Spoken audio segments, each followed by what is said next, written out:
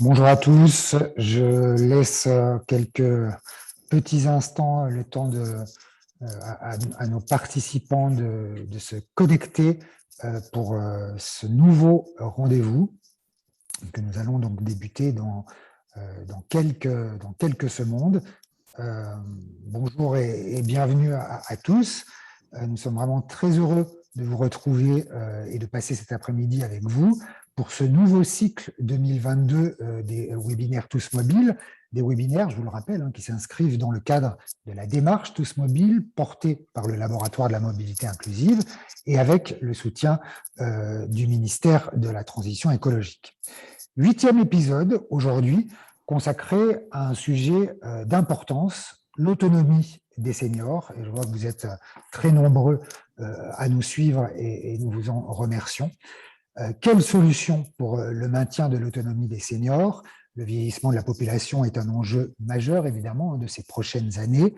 Comment s'emparer de ce défi? Quel nouveau type d'accompagnement pour maintenir les populations le plus longtemps possible à domicile et en autonomie?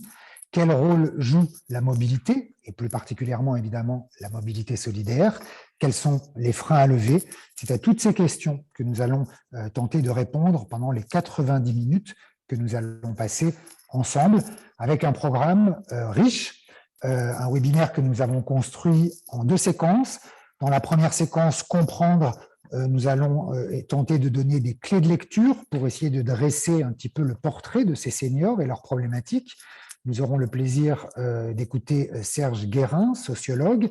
Nous devions également avoir avec nous Mathieu à la petite, qui, en raison d'un imprévu de dernière minute, s'excuse et ne pourra pas être présent cet après-midi. Dans une seconde séquence baptisée Agir, nos intervenants apporteront des éclairages sur les leviers d'action et sur les solutions, à la fois pour maintenir et encourager la mobilité des seniors, mais aussi pour faciliter leur quotidien et celui des personnes qui les accompagnent, avec Joël Messonnier, chargé de recherche en sociologie des transports au CEREMA Hauts-de-France. Nous verrons comment un territoire donné, en l'occurrence la métropole lilloise, s'est emparé de cette question via une enquête. Nous écouterons ensuite toutes celles et ceux qui se mobilisent pour faire émerger des dispositifs pour encourager, faciliter et favoriser la mobilité des seniors, avec Jean-Marc Cambier, accompagnement réseau solidaire transport à famille rurale, avec Bénédicte Rosès, directrice générale de Mobicop, Marianne Tertré, chargée de mission Croix-Rouge Mobilité et présidente de l'association À vélo sans âge. Enfin, nous nous intéresserons aux leviers pour faciliter le maintien à domicile des seniors. On parlera de mobilité partagée et ce sera avec Anne Guénan, fondatrice de Bipop. N'hésitez pas à nous poser vos questions et surtout à poser vos questions à nos intervenants via le chat. Vous voyez, vous avez un onglet Q et R, questions et réponses. Nous aurons plusieurs temps d'échange et de questions-réponses, notamment à la fin de chacune des séquences. Pierre Taillant, économiste à l'ADEME, qui depuis le tout début de ce cycle de webinaire est présent avec nous et se chargera de synthétiser et de nous les partager. Donc, c'est, je vous le redonne, dans l'onglet questions et réponses. Enfin, sachez, comme tous nos précédents webinaires, que vous pourrez retrouver ce numéro en replay sur la chaîne YouTube du LMI, ainsi que sur la chaîne de France Mobilité. Il est temps donc d'ouvrir notre rendez-vous et d'accueillir notre premier intervenant. Bonjour Serge Guérin. Bonjour. Merci infiniment d'être avec nous pour ouvrir ce webinaire. Vous êtes sociologue, spécialiste des questions liées au vieillissement. Vous avez publié de nombreux ouvrages. Vous êtes également directeur scientifique du pôle santé à l'INSEC. À quoi ressemble finalement cette société des seniors et quels sont les enjeux qui sont devant nous? Alors, merci de m'accueillir et merci de me laisser participer à l'épisode numéro 8. J'ai bien suivi. Voilà. D'abord, dire que je trouve ça très, très intéressant et très, très important que les questions de mobilité impliquent ou incluent justement les questions autour des âges. Parce que finalement, la mobilité, c'est une problématique d'autonomie, je dirais, du premier jour de la vie jusqu'au dernier jour. Alors, il y a une mobilité intellectuelle, on pourrait dire, puis il y a aussi évidemment une mobilité physique. Et ces deux éléments-là sont vraiment importants. Alors, pour répondre à votre question, c'est vrai que à quoi ressemble une société qui prend de l'âge? À quoi ressemble une société de vieux? À quoi ressemble une société où il y a une présence de plus en plus importante de gens âgés? D'une certaine manière, ça ressemble à une société comme avant, sauf qu'elle est faite avec des gens plus âgés. Alors, ces gens plus âgés, on pourrait dire, finalement, la première chose peut-être, avant de rentrer dans quelques chiffres, c'est aussi de changer nos regards, de se dire que ce n'est pas parce qu'on prend de l'âge que nécessairement on est une personne chétive, fragile, qu'il faut infantiliser. Il y a un peu une tentation souvent de se dire on veut protéger, et c'est très bien, mais parfois en protégeant, finalement, on infantilise les personnes, on leur explique ce qu'il faut faire, ce qu'il ne faut pas faire. Et parfois, les gens sont des adultes, quoi, hein, à 60 ans, à 80 ans, à 100 ans. On est d'abord un adulte qui a pris de l'âge, d'une certaine manière. Et la tentation première, c'est d'avoir des des représentations de l'âge, comme quoi ça voudrait dire être fragile et avoir besoin d'être protégé. Ça peut exister, mais ce n'est pas la seule définition. Souvent, on pense aussi à l'âge, on pense à des personnes qui seraient accueillies en maison de retraite médicalisée. C'est une réalité, mais je rappelle que seulement 5% des plus de 65 ans vivent et sont accueillis dans les maisons de retraite médicalisées. Ça veut dire que l'ultra grande majorité des gens qui ont pris de l'âge sont des gens qui vivent dans des conditions assez proches de celles des personnes plus jeunes. Et que donc, c'est aussi ça à penser. L'autre élément peut-être, c'est de se dire que finalement, on a tous rajeuni. Alors, c'est une très, très bonne nouvelle. D'un côté, on vit plus longtemps, j'y reviendrai, et de l'autre côté, on a rajeuni. Avoir 65 ans en 2022, c'était avoir 45 ans en 1962, d'une certaine manière. C'est-à-dire que quand on regarde, quand on compare, pour des bouquins que j'ai faits, je m'amusais de temps en temps à demander à quelqu'un à 50 ans ou à 70 ans de me montrer la photo de son parent, de sa mère, de son père au même âge. Et généralement, c'est toujours la même réaction, c'est « Ah ouais, c'est quand même beaucoup, beaucoup plus vieux que moi au même âge ». C'est-à-dire qu'on a tous rajeuni. On a rajeuni parce que simplement on vit plus longtemps, mais on a rajeuni aussi parce que la protection sociale, parce que les innovations en santé, parce que nos modes de vie font qu'on vieillit moins vite qu'auparavant et que même les représentations de l'âge ont changé. Encore une fois, on croise dans la rue quelqu'un, on peut avoir du mal à deviner l'âge de la personne. Et c'est d'ailleurs très bien comme ça. Voilà, et on ne sait pas nécessairement, et souvent d'ailleurs, il peut y avoir une surprise, et ce grand plaisir de dire à quelqu'un ah oui, je vous imaginais beaucoup plus jeune que, ainsi de suite. Ce qui est une caresse positive, toujours très, très agréable, qui finalement fait rajeunir. D'ailleurs, quand on dit je vous donnais 15 ans de moins ou des choses de ce type-là. Moi, j'ai trouvé une technique très simple, c'est comme ça, j'ai même pas de cheveux blancs, donc évidemment, je suis encore plus gagnant. Mais bref, voilà, ça, c'est peut-être la première chose.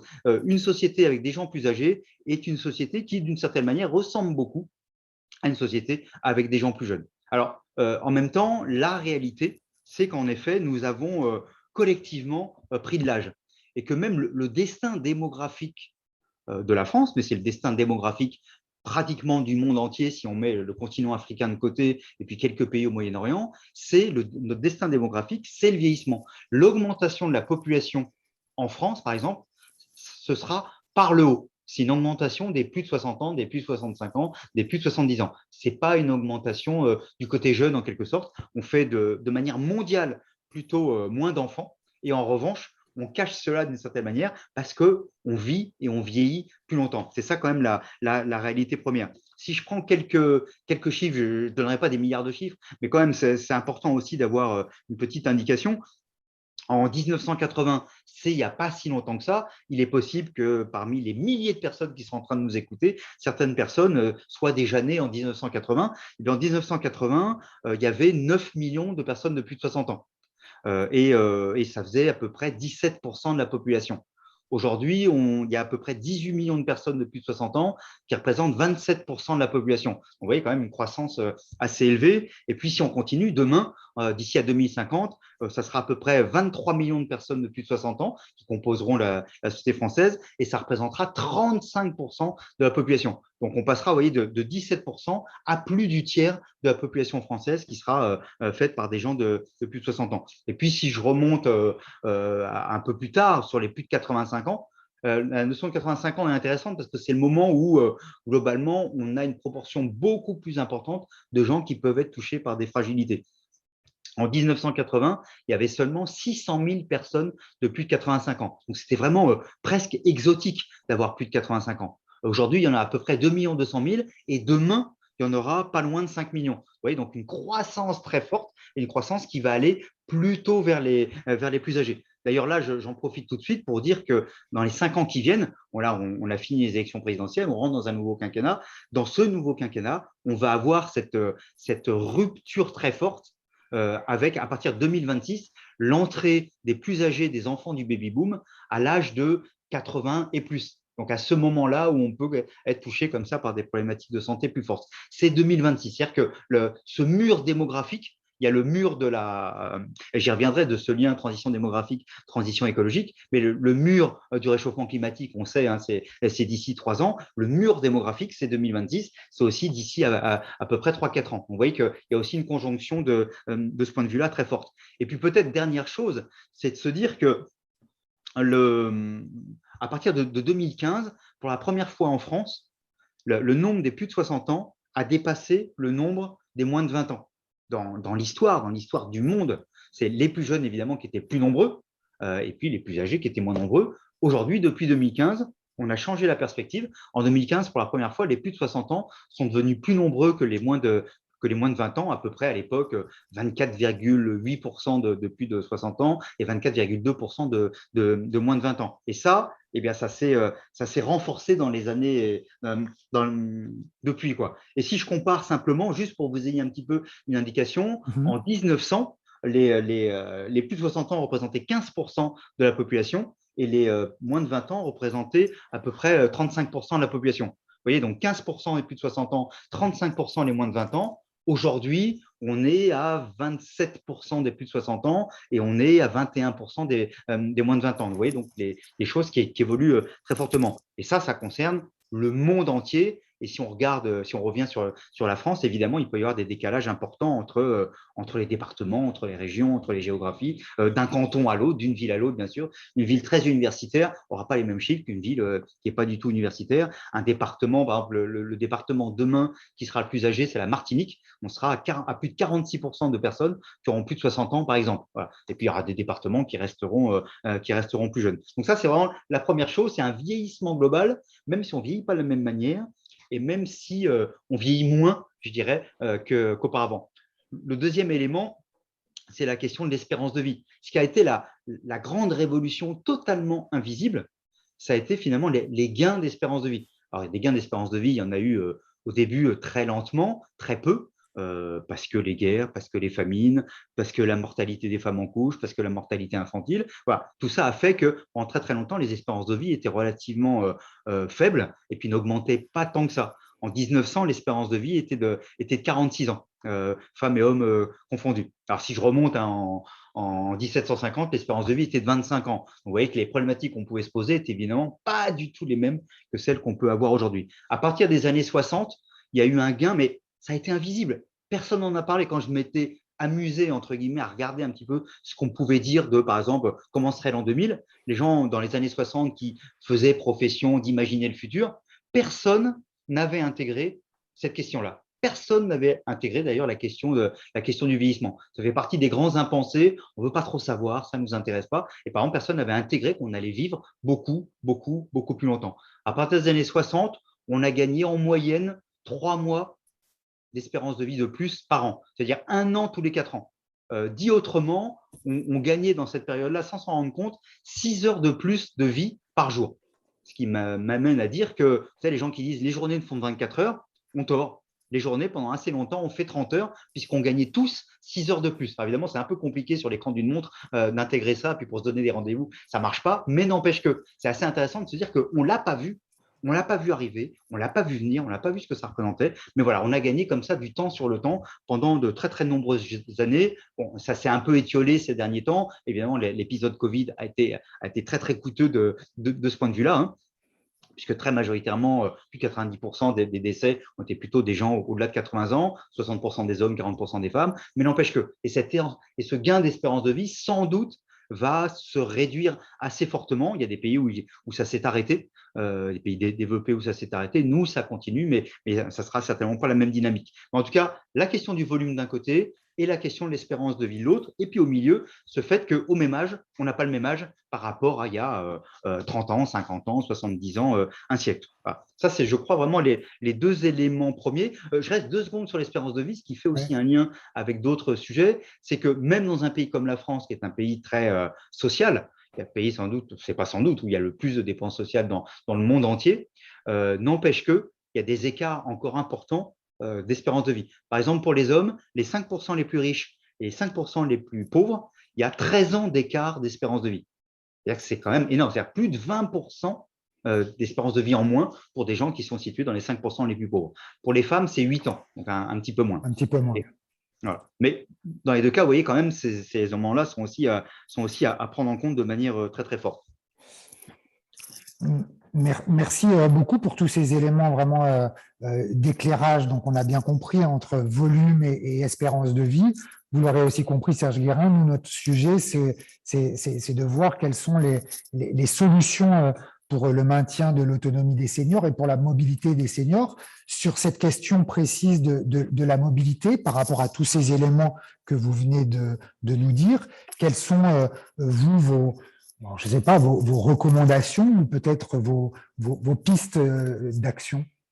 Alors, peut-être la première chose, c'est de se dire, déjà, de ne pas penser pour les plus âgés, mais bien avec eux. Et en prenant en compte, je ne suis pas sociologue pour rien, en prenant en compte la question des usages et des attentes des personnes, qui peuvent être différentes, évidemment. Vieillir en centre-ville, ce n'est pas vieillir à 40 km du premier hameau, par exemple. Vieillir seul, ce n'est pas pareil que vieillir à 2 ou à plus, avec une famille proche ou avec des voisins. Donc, ces questions-là très, très, très objectives sont largement à prendre en compte. Le deuxième élément, c'est de se dire que pour des gens qui prennent de l'âge, pour tout le monde, mais encore plus pour des gens qui prennent de l'âge, la question de l'autonomie, la question de la mobilité, elle est extrêmement importante. Si je ne suis pas mobile, comment ça se passe pour ma vie de tous les jours?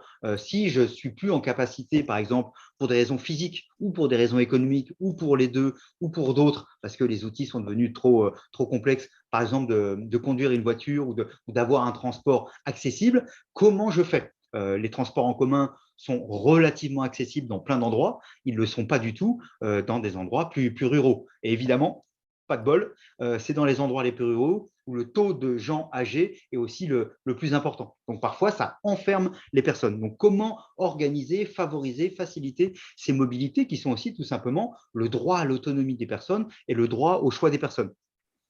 C'est aussi la question de l'environnement. Est-ce que je vis dans un endroit où j'ai accès à des services, où j'ai accès à des commerces, où j'ai accès à des équipements de santé, ou est-ce que je vis dans un endroit où je n'ai pas accès à tout cela? Évidemment, ça change aussi les choses. Souvent, on pense de plus en plus digital, très bien, mais il faut aussi parfois penser avec les pieds. Il faut se rappeler aussi que la personne elle a besoin de sortir de chez elle. D'abord, ça lui fait du bien, ça lui fait du lien, puis ça lui fait de l'exercice. Et donc, en sortant de chez elle, est-ce qu'elle trouve facilement le commerce? Est-ce qu'elle trouve le boulanger? Est-ce qu'elle trouve les moyens aussi de se déplacer? Ça, c'est peut-être la deuxième chose. La troisième chose, c'est de se dire que parfois, quand je sors de chez moi, c'est un peu compliqué. Ma mobilité est compliquée. On parle beaucoup de circulation douce, de mode de transport doux, c'est très très bien.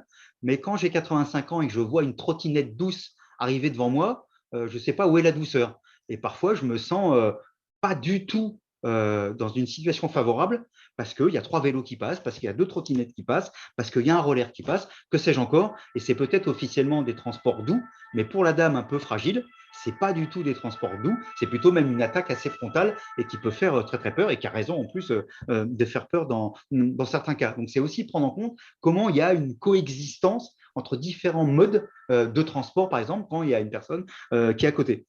C'est aussi peut-être de se dire que la ville, elle a besoin de s'adapter à qui utilise la ville. Et dans les utilisateurs de la ville, il y a entre autres les gens âgés qui, même d'une certaine manière, l'utilisent parfois plus. Il y a un peu les enfants et les gens âgés qui restent plus longtemps puisque les autres l'utilisent plutôt comme mode de transport pour aller au travail, et ainsi de suite. Là, il y a des gens qui restent aussi plus largement. Et donc, c'est aussi penser à ces personnes-là qui n'ont pas nécessairement les mêmes contraintes, mais qui ont d'autres contraintes. Je prends un exemple tout bête. il y a très très longtemps, c'était plutôt le monde du handicap qui demandait à ce que on supprime les escaliers, les marches pour prendre un moyen de transport collectif, type un bus.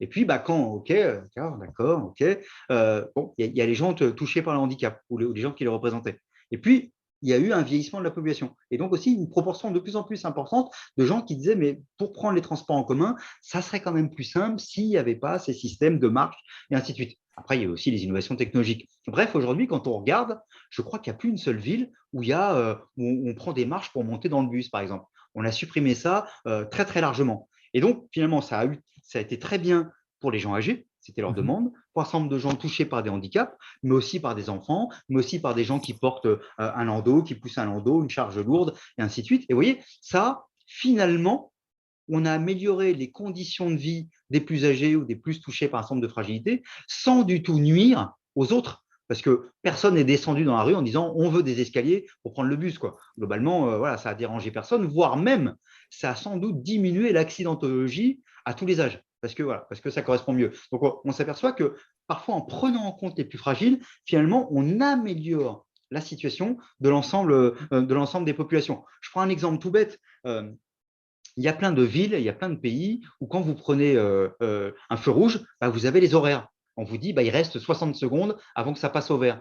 Et donc, ça permet aussi d'informer des enfants, des parents et des gens âgés de se dire « Oh là, il ne reste plus beaucoup, je ne vais pas traverser, je vais attendre ». Et ça sécurise aussi et ça permet, alors les gens qui sont plus jeunes, à la limite, ils traversent parce qu'ils se sentent à l'aise, et des gens qui sont moins jeunes ou plus mal à l'aise avec ça vont se dire « Je vais attendre le prochain ». Ouais. C'est aussi comment on organise finalement une ville aussi par rapport aux mobilités des uns et des autres. On peut imaginer d'ailleurs des systèmes de smart city qui seraient aussi plus douces, plus lentes et qui prendraient en compte, tiens, là, la personne qui avance, elle avance plus lentement. Peut-être que ça vaut le coup de laisser la lumière un peu plus forte, par exemple, c'est s'il fait nuit, qu'une personne qui avance plus vite. Vous voyez, des choses de ce type-là. Donc, il y a sans doute comme ça à continuer d'adapter la ville, finalement, par rapport aux plus âgés, mais en fin de compte, souvent, ça améliore aussi la vie des autres. Je terminerai aussi là-dessus en disant on avait fait un baromètre et on regardait les problématiques par rapport d'adaptation à la ville. Et par exemple, ce qui venait, c'était dans 4 pays, ce qui était l'élément le plus inadapté pour les gens âgés, c'était les toilettes publiques. Le fait qu'il n'y ait pas de toilettes publiques, ça vous inquiète et vous avez peur de sortir de chez vous en vous disant si jamais j'ai un problème, comment je vais faire. Et le deuxième élément, alors c'était de mémoire sur 10, c'était 2,3 en moyenne sur les 4 pays européens qui avaient étudié. 2,3 sur 10. C'était la Belgique où le taux était le plus mauvais et après la France. Et le deuxième élément, c'était l'accès au transport en commun. Un accès à la fois physique et un accès économique. Et là encore, si les gens ont un mal d'accès, évidemment, ils auront plus de difficultés à utiliser la ville à bon escient. Donc, on voit bien que cette question de ville, de transport, de mobilité, d'une mobilité pédestre, simplement, je ne sors pas de chez moi parce que j'ai peur si je ne trouve pas de toilette et si jamais j'ai des besoins, par exemple. Donc, des inquiétudes qui sont très loin de la mobilité, en même temps très, très directement liées à la mobilité. Et puis, par exemple, ces questions de transport. Donc, on voit bien que ces questions de mobilité par rapport aux plus âgés, d'abord, c'est une question de mobilité avec les autres, comment je coexiste avec les autres, parfois de mobilité qui finalement améliore la situation de tout le monde, et dans d'autres éléments, des éléments qui vont me sécuriser plus fortement que d'autres, parce que je peux être plus fragile, et donc j'ai besoin d'être plus en sentiment de sécurité. Merci beaucoup, Pierre Garand, pour tous ces éléments. Y a-t-il, je me tourne du côté de Pierre Taillant, y a-t-il des commentaires ou des questions à Serge Guérin, pardon? Alors, pas de questions spécifiques sur l'intervention de Serge Guérin, mais beaucoup d'intérêt, en tout cas, de nos participants, notamment pour les chiffres qui ont été cités et qui remettent très, très bien, je crois, le sujet en perspective. Et un participant faisait remarquer que la question des marches n'avait pas été résolue avec les transports interurbains. Effectivement, il faut aller… souvent, cette adaptation qui a été mentionnée par Serge Guérin va de la ville et elle doit se diffuser en quelque sorte dans tous les types de territoires pour faciliter cette mobilité et lever les barrières qui ont été évoquées. Merci beaucoup, Serge Guérin, d'avoir ouvert ce webinaire. Et puis, je reviens sur… alors, je pense que ce sont vos mots, en tout cas, me semble-t-il. Vous expliquiez qu'il y avait un mot important pour vous, qui était la notion de longévité. Quand on parle de société du vieillissement, les vieux, ce sont toujours les autres, ce n'est jamais soi. En revanche, la longévité concerne tout le monde. Oui, c'est une manière, il faut toujours trouver des mots, hein. Mal nommer les choses, c'est ajouter de la misère au monde, disait mon vieux camarade Albert Camus. Voilà, c'est trouver des termes qui permettent de dire, parce que souvent, en effet, c'est les autres. L'âge, c'est toujours les autres. Parce qu'on n'a pas envie de vieillir, parce qu'on regarde les autres comme des vieux et pas soi-même. Vous savez, même on s'amuse parfois où une personne va rentrer pour la première fois en maison de retraite et va trouver que les gens autour d'elle sont très âgés, quoi, alors qu'elle-même, elle a peut-être 85 ou 90 ans. Voilà, donc, à ce moment-là. Et puis pour les plus jeunes, se dire non, mais ça ne me concerne pas le vieillissement. On verra ça plus tard. La notion de longévité, elle permet de dire ça concerne, par exemple, ça concerne en termes d'emploi. Finalement, travailler sur cette question-là, c'est aussi les services à la personne, c'est aussi les maisons de retraite, c'est aussi justement l'accompagnement en termes de mobilité, c'est la question de l'habitat, et tout ça, ce sont des métiers. La question de la longévité, c'est de se dire, on parle et à raison de tout ce qui est enjeu climatique, le réchauffement climatique, il va tous nous concerner, mais les gens plus fragiles, plus âgés seront plus concernés parce qu'ils ont moins de capacité à résister. Le fait, la longévité, finalement, c'est de se dire aussi, j'ai 2 jours, je suis 2 fois plus vieux qu'un bébé de 1 jour. Donc, ça permet aussi de relativiser les choses, de se dire, on est toujours le vieux de quelqu'un. On est toujours le plus âgé de quelqu'un.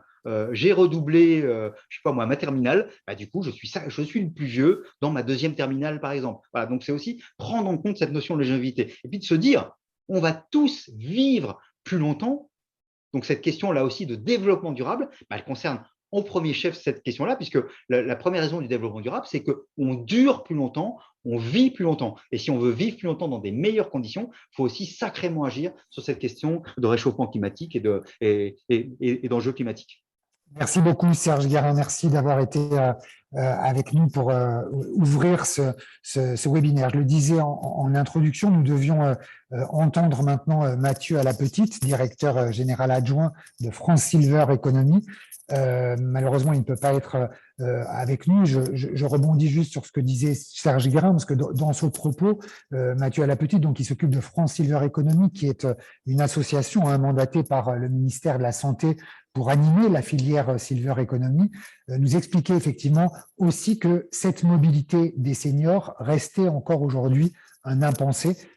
Donc, même formulation que Serge Guérin tout à l'heure sur la question du vieillissement comme impensé.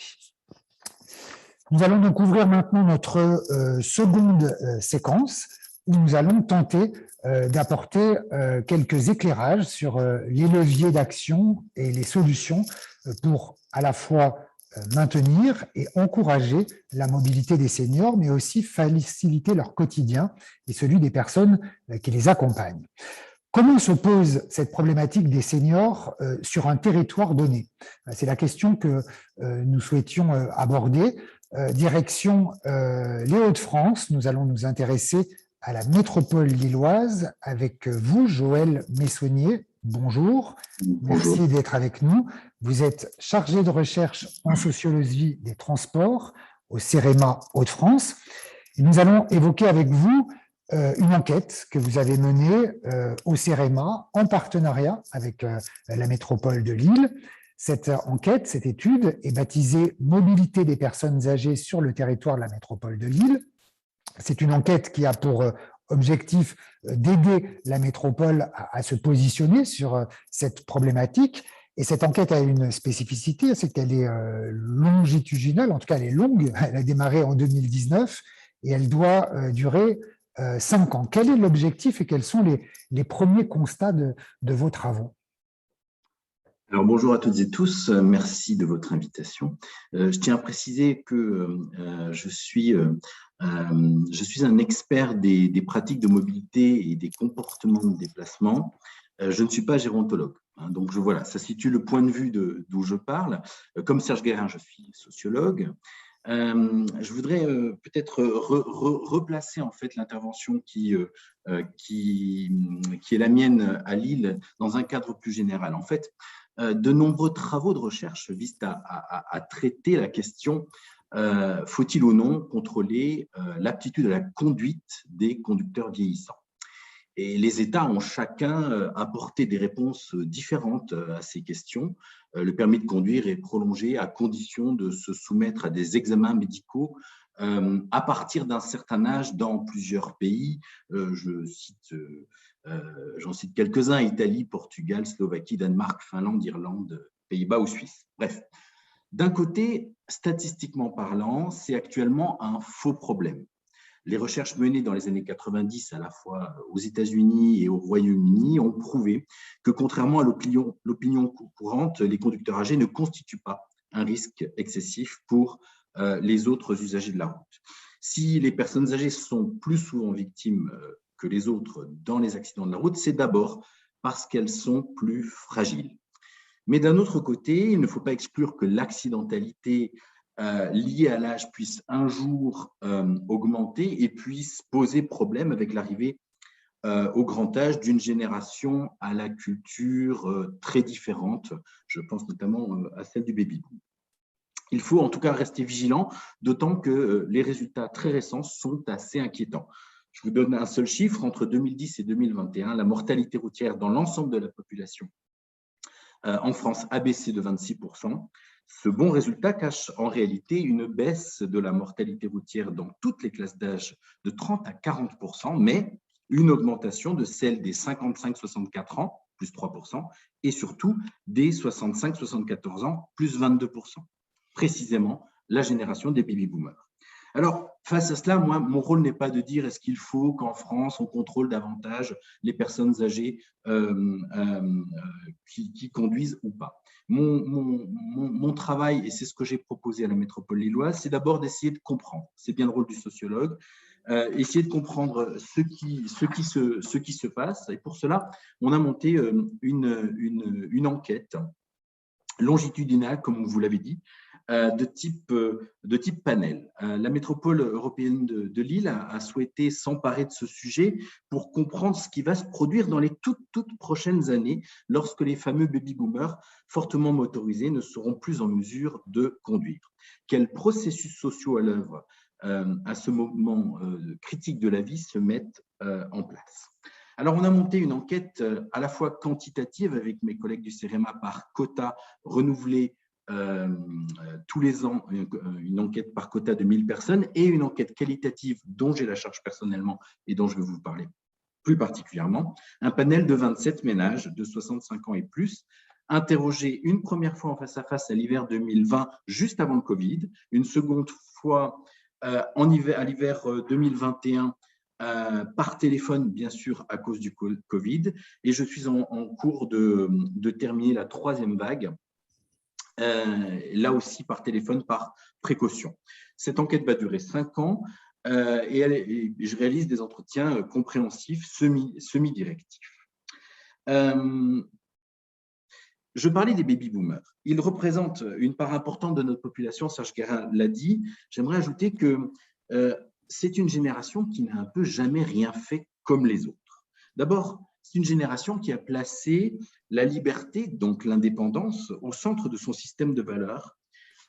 C'est aussi la génération qui est à l'origine de mai 68 et qui la revendique souvent, une génération qui, dans son ensemble, a connu une très forte mobilité sociale ascendante. Évidemment, il y a des cas particuliers, mais dans son ensemble, elle est ascendante. C'est là aussi la première génération à ne pas avoir souhaité vivre sous le même toit que leurs parents vieillissants. Ils ont institué le vieillissement en établissement spécialisé à l'âge de la dépendance. Et grâce à la voiture, les baby-boomers sont allés massivement s'installer dans le périurbain. C'est aussi cette génération qui est à l'origine de l'avènement du rêve pavillonnaire. Alors, la voiture pour ces personnes, c'est vraiment le symbole de la liberté et de l'autonomie. On tient à continuer à conduire aussi longtemps que possible. C'est une génération finalement qui est née au moment de la démocratisation de l'automobile pour toutes et tous, des seniors qui possèdent d'ailleurs souvent plusieurs véhicules et des seniors qui sont aussi plus attachés à en acheter des neuves. Ça, les constructeurs le savent bien. Alors, la question qui était posée, c'est comment en vient-on à arrêter de conduire?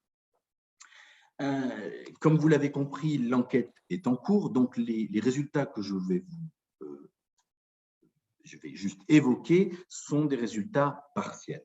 Je n'ai que 5 minutes, donc je vous donne seulement quelques éléments, mais en fait, il faut bien comprendre que notre travail est d'essayer de comprendre le vieillissement et comment il va ou non devenir synonyme de dépendance à l'automobile. Est-ce que les personnes se mettent dans une situation de dépendance à l'automobile au point de pouvoir peut-être prendre des risques du point de vue de la sécurité routière? Ça, c'est une vraie question qui nous intéresse.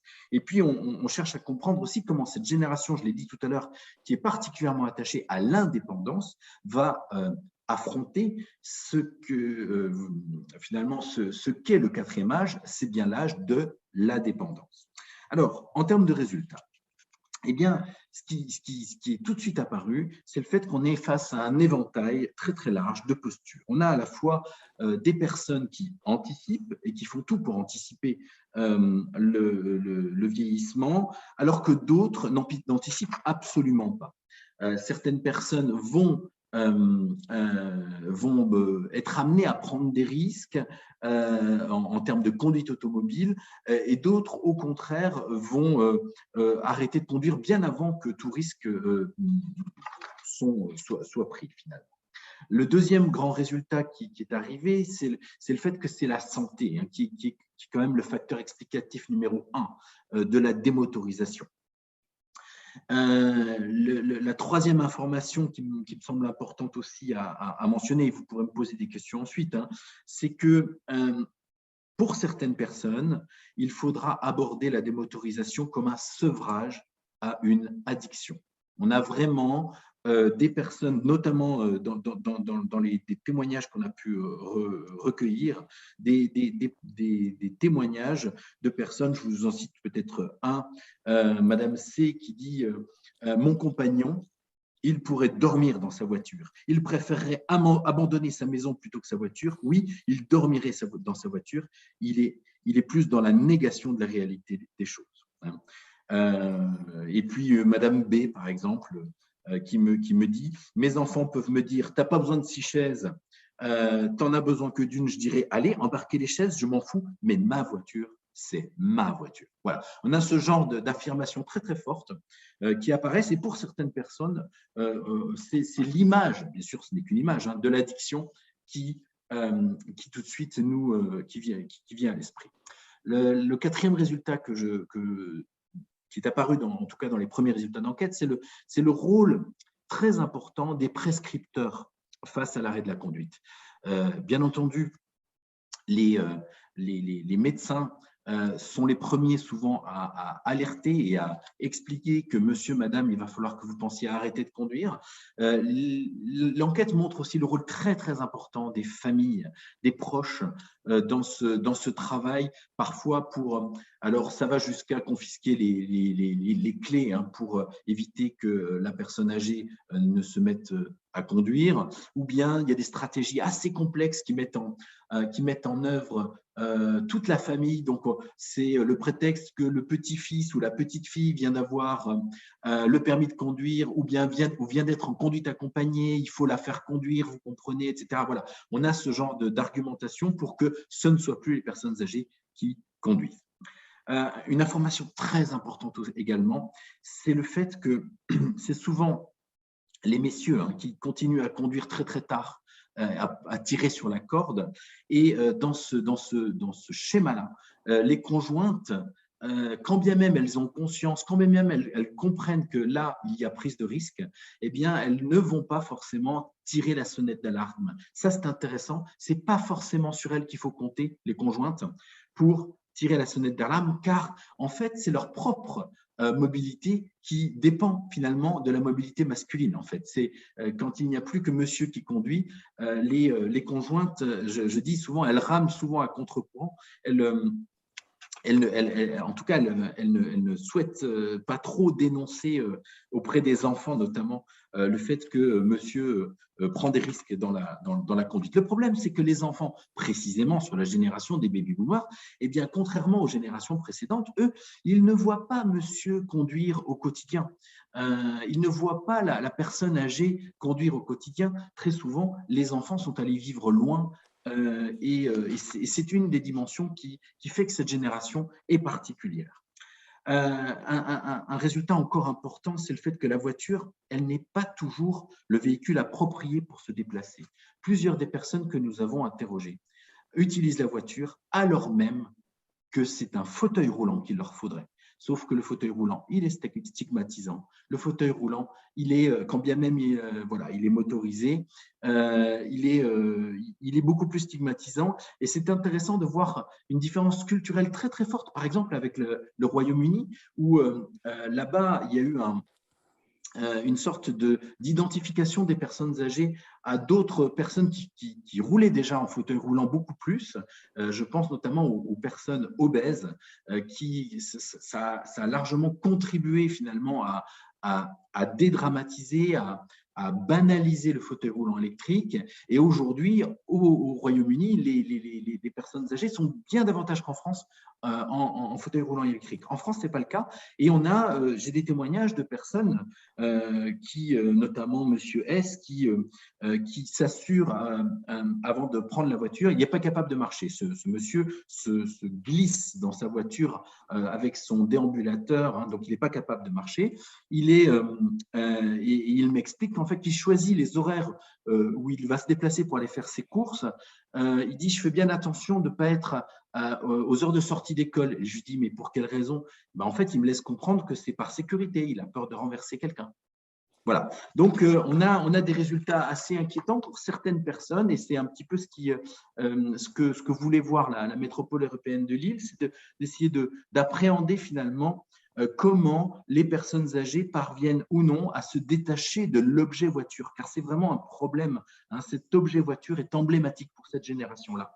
Et un des éléments conclusifs, je dirais, qu'il faut, j'en arrête là, hein, qu'il faut retenir, c'est que s'il fallait retenir qu'une seule chose, c'est cette exhortation à anticiper. D'après le laboratoire de la mobilité inclusive, donc vous-même, 21% des plus de 60 ans n'ont jamais réfléchi à la question « et demain, lorsque leur capacité de mobilité diminueront, qu'est-ce qui se passe ?» Eh bien, moi, je crois qu'effectivement, une des conclusions de cette enquête, c'est l'anticipation. Il faut travailler avec les personnes âgées avant qu'elles le soient pour les aider à anticiper leur vieux jour. Merci encore pour votre attention. Merci Joël Messonnier pour cette présentation et pour la synthèse. Avant de laisser la parole à Pierre Taillant pour voir s'il y a des questions autour de votre intervention. Moi, j'en ai une. On a bien entendu, on a bien compris que vous montrez toutes les difficultés finalement à se départir de la voiture, à se séparer de cette voiture. Mais est-ce que dans vos enquêtes ou dans votre étude, il y a aussi des pistes pour accompagner la transition vers à des modes de transport plus adaptés au vieillissement? Oui, ce qui est intéressant, c'est aussi le retour des personnes âgées elles-mêmes qui ont parfois des idées à soumettre à la collectivité, des idées auxquelles on n'avait pas forcément pensé initialement. Une personne dans mon échantillon, c'est assez rare, hein, mais bon, une personne a décidé d'elle-même d'aller vivre dans une résidence autonomie. Et donc, j'ai pu l'interroger une première fois, elle était chez elle, et une seconde fois, elle est dans sa résidence autonomie. Et cette personne m'a expliqué qu'elle avait constaté qu'il y avait un vrai problème. C'est que, en fait, la plupart de ses amis vivent aussi dans des résidences autonomie, dans des résidences seniors, ou voire des EHPAD. Et elle me disait, voilà, moi, si je veux aller voir ma copine qui est dans tel autre établissement, eh bien, j'ai 2 changements de bus pour y arriver. Eh bien, une idée qu'elle proposait, c'est que tous les établissements soient reliés en circulaire par une seule et même ligne de transport en commun. Faisable, pas faisable, je ne sais pas, mais l'idée est intéressante. Voilà. Il y a des choses à soumettre et effectivement, cette ligne, elle peut parfaitement être du transport public et on n'est pas obligé de la stigmatiser comme étant la ligne des vieux, mais par contre, elle sera bien utile particulièrement aux vieux. Merci. Pierre Taillant, je vous laisse la parole. Y a-t-il des commentaires ou peut-être des questions suite à l'intervention de Joël Messonnier? Oui, quelques commentaires, quelques questions, notamment pour savoir si les statistiques sur la mortalité routière, notamment, qui ont été citées par Joël Messonnier, ont été, dans la période récente, biaisées ou ont évolué, on imagine, suite à la crise sanitaire du Covid et aux différents confinements. Et pas mal de réactions également sur, finalement, faut-il accompagner les plus âgés dans une poursuite peut-être plus sécurisée ou sécurisante de l'utilisation de la voiture, ou faut-il anticiper justement le basculement vers d'autres modes? Et plusieurs réactions autour de ce sujet et la crainte finalement d'être jugé ou mal jugé si on accompagne et on essaye de prolonger l'utilisation de la voiture. Alors, déjà sur la question des sources des données que j'ai pu vous livrer, ça vient de l'ONISR et ce sont des données qui datent, qui sont très récentes en fait. C'est marqué données définitives jusqu'en 2020, données provisoires en 2021. Donc la réponse à la question est-ce que ça tient compte de l'effet Covid? Non. Mais à mon avis, c'est les plus récentes en matière de sécurité routière. Je ne crois pas qu'on en ait des plus récentes. Alors, la deuxième question sur… c'est finalement où est-ce qu'on place comment on place le curseur de l'accompagnement. Est-ce qu'on prolonge l'utilisation de la voiture par des accompagnements spécifiques? Je crois que c'était un moniteur auto-école qui soulignait ça. Ou est-ce que on anticipe le basculement vers de nouveaux modes? Oui, alors de toute façon, il faut anticiper le basculement vers de nouveaux modes, enfin d'autres modes, sachant que le mode le plus plébiscité par les personnes âgées, c'est la marche. Donc ça, il faut tenir compte du fait que la marche est très, très valorisée dans ces générations de personnes âgées. Et c'est la plus simple finalement à mettre en œuvre. Donc, évidemment, des mesures au niveau des politiques publiques, incitatives pour que des personnes qui vivent dans le périurbain lointain, inaccessible autrement qu'en voiture, puissent avoir des plans B, peut-être donc les accompagner sur des formes de déménagement, des formes de relocalisation, ça me semble indispensable. Il faut, comme je le disais, anticiper, donc c'est commencer à travailler avec les personnes avant qu'elles ne soient concernées, par leur faire prendre conscience qu'un déménagement au-delà de 80 ans, c'est d'un point de vue psychologique très très difficile, c'est compliqué à mettre en œuvre, on n'a plus envie, voilà. Donc il faut le faire avant et tant qu'à faire, se rapprocher des bourgs avec un maximum d'aménités, la pharmacie, le médecin, mais Serge Guérin l'a déjà dit. Donc ça, c'est une politique publique générale à avoir. Après, plus particulièrement sur le véhicule. Vous avez remarqué que de plus en plus de véhicules aujourd'hui récents mettent à disposition des aides à la conduite, que ce soit la rectification de la trajectoire sur l'autoroute pour éviter l'endormissement, que ce soit des freinages automatiques en cas de trop grande de trop faible distance avec le véhicule qui précède, les angles morts, etc., etc. Donc, nos véhicules récents vont de plus en plus vers l'autonomie. Eh bien, c'est justement le sujet qui m'intéresse particulièrement sur la troisième vague d'enquête, parce que vous comprenez bien que pour garder un panel avec des personnes interrogées tous les ans, il faut un petit peu modifier le questionnaire chaque année, et cette année, c'est précisément le sujet. C'est ces nouveautés sur les véhicules, comment les personnes âgées les perçoivent, comment est-ce qu'elles les adoptent ou est-ce qu'au contraire elles désactivent ces aides à la conduite. C'est très partagé. Enfin, là, des premiers résultats que j'ai en tête, c'est très partagé. Je dirais que des personnes qui sont déjà bien dans par exemple, tout ce qui est informatique, qui s'étaient déjà mis à Internet, etc., peuvent être intéressées par ces aides à la conduite. Par contre, des personnes qui sont plutôt rester en retrait de l'innovation, elles vont préférer la conduite traditionnelle et d'ailleurs expriment très clairement qu'elles refuseraient de monter dans une voiture autonome le jour où ça arrivera. Merci beaucoup, Pierre. C'est bon, encore des questions. Il y en a peut-être une dernière, mais alors en un mot, s'il vous plaît, je vois qu'on demande quelles sont les suites que souhaite donner la métropole lilloise à cette étude. Ce serait à elle de répondre. Bon, alors, on leur demandera et voilà. on vous transmettra la réponse. Merci beaucoup, Joël Messonnier, de nous avoir présenté cette étude et tous ces éléments. Avec nos trois prochains invités maintenant, nous allons nous intéresser aux solutions et aux dispositifs qui facilitent et qui favorisent la mobilité des seniors et le maintien à domicile. Bonjour Jean-Marc Combier. Est-ce que vous êtes avec nous? Oui, bonjour. Bonjour, nous allons parler avec vous du réseau Solidarité Transport développé par l'association Famille Rurale. Vous êtes dans le Calvados. Merci d'être présent cet après-midi. Famille Rurale, c'est le premier mouvement familial associatif de France. 160 000 familles adhérentes, près de 2000, même un peu plus, 2200 associations locales. Et ce qui nous intéresse aujourd'hui, c'est que vous nous présentiez ce réseau Solidarité Transport. Donc, c'est un dispositif qui permet à des personnes à revenus modestes et sans moyens de locomotion de se faire transporter occasionnellement pour des rendez-vous médicaux, pour des démarches administratives, pour des visites aux malades, et ce par des chauffeurs bénévoles. Quelle est la spécificité de votre dispositif?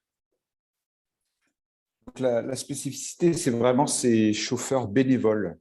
Voilà, c'est vraiment le cœur du dispositif qui a été initié au départ. Il faut rendre à César ce qui est à César par la MSA, ici pour la Manche et le Calvados, parce qu'on marche de concert avec la Manche. Il existe des solutions légèrement différentes au sein du réseau Famille Rurale, mais l'esprit reste le même, c'est-à-dire qu'il y a cet ancrage local qui est important, parce qu'il y a vraiment cette relation de confiance qui va devoir se tisser entre les bénéficiaires et les chauffeurs. On l'a dit, les intervenants avant l'ont dit, c'est pas évident de devenir dépendant de quelqu'un, de devoir chercher une solution ailleurs. Et donc, il faut pouvoir confier cette demande de mobilité à quelqu'un avec qui on va avoir confiance. Donc, c'est pour ça que les chauffeurs bénévoles sont dans le même voisinage. On va fonctionner par petits territoires, la taille d'un canton, on va dire à peu près. Donc vraiment en milieu rural. Donc là, on va essayer de répondre à plein de questions que j'ai vu passer sur qu'est-ce qu'on fait en milieu rural, mais pas que, parce qu'il existe d'abord des solutions de solidarité de voisinage et des solutions de solidarité familiale quand même. Il ne faut pas croire que tout le monde est tout seul, mais de temps en temps, il y en a qui peuvent être beaucoup plus seuls, et de temps en temps, c'est bien aussi de faire appel à quelqu'un d'autre, pas être dépendant de sa famille et de ses voisins, et de faire appel à ces chauffeurs bénévoles qui vont donc s'adresser à des personnes non imposables. On va limiter le nombre de personnes, parce que sinon les bénévoles pourraient être débordés, tout simplement. Et puis pour ne pas être en concurrence aussi, il y a d'autres solutions proposées par des privés. Donc les chauffeurs vont pouvoir se rendre disponibles. C'est un réseau de chauffeurs. Peut-être que le premier ne sera pas disponible, mais on va s'adresser au second. Et ils vont pouvoir donc directement se mettre d'accord sur, il n'y a pas de plateforme, il n'y a pas de support numérique, il n'y a pas de… Voilà, ils ont le numéro de téléphone des chauffeurs sur un petit flyer papier, voilà, que leur a donné certainement le maire du village, que leur a donné certainement ou quelqu'un du CCS, que leur a donné certainement le pharmacien. Voilà, il leur a dit, pour venir chercher vos médicaments, vous pouvez peut-être faire appel aux chauffeurs bénévoles. Et puis, tiens, je le connais, c'est monsieur Untel, qui était le directeur de l'épicerie d'à côté. Voilà. Et donc, ils vont s'appeler, ils vont pouvoir se mettre d'accord sur le transport. Et puis, par contre, il y aura une participation aux frais, qui est de 32 centimes du kilomètre. C'est pas énorme, mais c'est important parce que la relation comme ça n'est pas biaisée. Enfin, voilà, il y a vraiment cette possibilité. Après, nos chauffeurs sont là, on les accompagne. Famille Rurale, pourquoi il y a une association derrière, c'est aussi pour les accompagner, parce que de temps en temps, les chauffeurs vont se retrouver devant des problèmes qu'ils ne sauront pas répondre, on pourra les diriger. Et puis, pour que le réseau fonctionne bien, on va leur dire aussi de tenir leur cadre bénévole, de ne pas dire oui à tout, par exemple. Voilà, ça c'est important pour que ça fonctionne bien. Et cette solution, c'est vrai qu'elle existe dans la Manche depuis 1988. Et si elle fonctionne bien, c'est parce qu'il y a tout ce cadre qui est donné. Voilà, savoir dire oui de manière occasionnelle seulement. On ne va pas transporter les gens toutes les semaines. Il va falloir trouver d'autres solutions, d'autres leviers, voilà, avec d'autres acteurs peut-être. On va donc s'adresser à des personnes non imposables. Il y a un prix qui est fixé, qui est le même, quel que soit le chauffeur. Ça, c'est important aussi. Et on aura toujours le même fonctionnement du lundi au samedi, en journée. Et puis, bon, ben, les chauffeurs, bien sûr, par contre, vont se donner des limites aussi, en fonction de leur capacité. Parce que là, on retrouve un petit peu le profil des gens qui sont contents de pouvoir devenir chauffeurs parce qu'ils ne veulent pas lâcher leur voiture. Mais il faut qu'ils sachent aussi dire non et se donner des limites eux-mêmes. Et ce dispositif dans le Calvados, ça correspond à combien de chauffeurs pour combien de personnes aidées? Alors, dans le Calvados, c'est beaucoup plus récent que dans la Manche. Donc, dans le Calvados, on a 6 territoires, là où il y en aura 35 dans la Manche. Donc, 6 territoires, c'est une cinquantaine de chauffeurs. Voilà, parce qu'il faut suffisamment de chauffeurs par territoire pour pouvoir répondre à la demande et que ça fonctionne. Et 6 territoires donc sur le Calvados, 35 sur la Manche. Si on fait les deux ensemble, Manche et Calvados, ça va représenter en 2021 plus de 1000 personnes transportées, 330 chauffeurs bénévoles qui vont transporter ces 1000 personnes, et c'est presque 290 000 kilomètres. Donc plus de 5800 transports. Donc c'est une moyenne de 45 kilomètres les transports. Voilà, pour donner une échelle, bon, ça va dépendre, il y a des lieux plus éloignés, donc ça va être plus, d'autres moins, mais c'est 45 km de transport, mais c'est surtout du temps aussi, du temps de transport et du temps d'attente sur place, parce que 60% de nos transports, c'est pour des rendez-vous des médicaux. Donc, on accompagne la personne, on l'amène au pôle santé, on l'amène à l'hôpital, et puis le chauffeur, en général, il attend sur place. Voilà. Et là, ça, c'est beaucoup de temps. Et pour bien comprendre, ce sont les collectivités qui font appel à vous ou ce sont directement les particuliers? Alors, on a un très gros partenariat avec les collectivités. Moi, j'ai les coups de fil de temps en temps sur des particuliers qui me disent ça ne fonctionne pas chez nous. Et bien, je leur dis, allez voir votre maire, allez voir votre président de CC, de comité de communes, dites-lui qu'il y a des solutions qui peuvent être possibles parce qu'on va avoir besoin, avec la mairie, avec le tissu associatif local, de pouvoir trouver les premiers chauffeurs bénévoles et pouvoir les former et puis mettre en route le service. Donc c'est pour ça qu'il y a un lien très fort avec les collectivités sur ce niveau-là de démarrage du réseau. Voilà, là, très concrètement, j'ai un réseau qui a pu démarrer ici dans le Calvados, qui va démarrer le mois prochain à Livaro, parce que l'élu local m'a vraiment a mobilisé des personnes autour d'elle et m'a trouvé les 5 personnes. J'ai 2 autres réseaux où je suis coincé. Je n'ai pas ce levier des maires qui m'ont accompagné parce qu'on est mal tombé, parce que voilà, là en plus, c'est les élections, ils ont d'autres soucis en tête, donc on va y revenir, c'est pas grave. Mais le lien avec les collectivités est important parce que les personnes âgées, c'est vers leur mère qui se tourne d'abord. C'est vraiment. Et après, je voulais préciser, attention, tout comme les marches du bus ont profité à l'ensemble de la population, on s'adresse à tout type de population et pas seulement les personnes âgées, même si c'est bien sûr la majorité des personnes transportées. Mais ça dépanne d'autres personnes.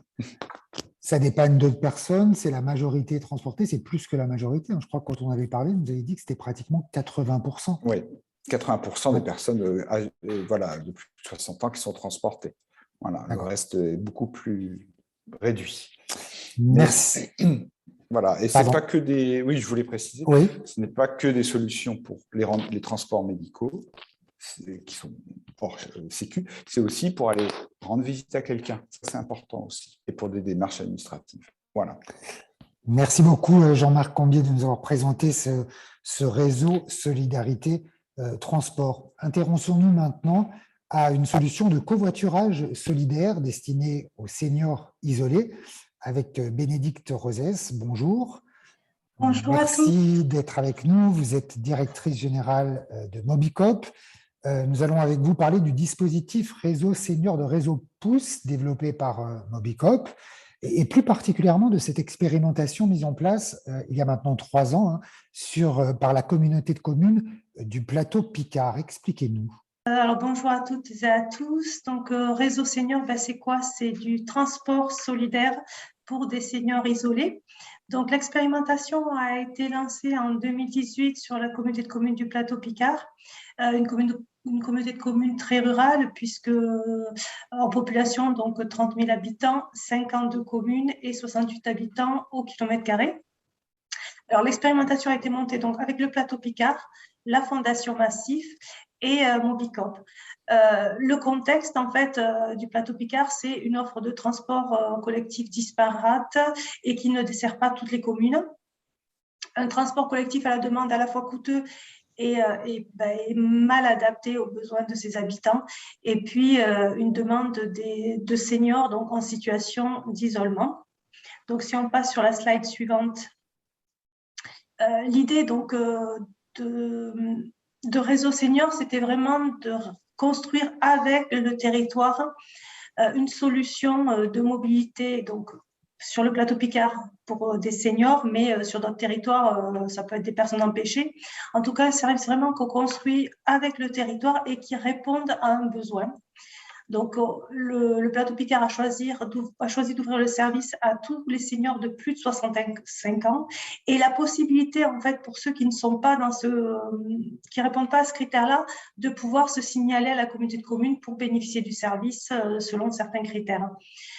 Alors, une inscription très simple.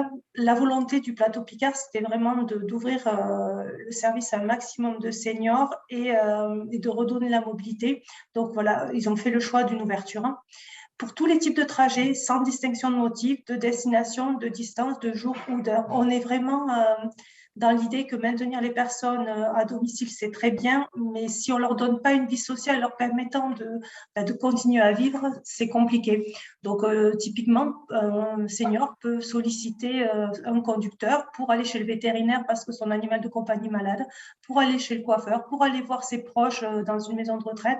Enfin, vraiment, on est sur tout type de trajet. Les demandes de trajet se font soit sur le site internet 24h/24, soit sur appel à une personne de la communauté de communes, une référente mobilité, qui là répond aux horaires de bureau. Et quand même, un prérequis, une condition, c'est qu'on demande aux seniors de faire leur demande 48 heures à l'avance pour permettre aux conducteurs solidaires de s'organiser, puisque voilà, Réseau Senior et le transport solidaire reposent sur des conducteurs bénévoles. Donc, le service est solidaire parce que ce sont des conducteurs et des conductrices qui donnent de leur temps. Il y a une possibilité d'indemnisation à hauteur de 35 centimes le kilomètre. Voilà, et puis l'expérimentation, alors, on a travaillé le service en 2018, l'expérimentation a vraiment commencé en 2019. Si on passe sur la slide suivante, donc, un bilan, alors, une centaine de trajets au premier semestre de mise en service, plus de 700 au semestre 2. Donc, en fait, une augmentation des trajets tout à fait linéaire et progressive et un volume conséquent. Une réalité, donc des trajets de 10 km en moyenne, on était vraiment, en fait, là, on répond vraiment à l'objectif qui était de redonner la mobilité aux seniors sur le territoire. Évidemment, des personnes, puisqu'il y a 127 passagers fin 2021 et une augmentation, voilà, 50% à un an, donc un besoin qui était avéré et une appropriation du service par les seniors. 33 conducteurs. On parlait tout à l'heure, donc Jean-Marc Ambier parlait des conducteurs. Sur le plateau Picard, ce sont des jeunes retraités qui sont déjà socialement engagés. Donc ça, c'est vraiment une spécificité, je pense, du transport solidaire. Les conducteurs, ce sont des bénévoles dans l'âme et qui vraiment ont envie de rendre service.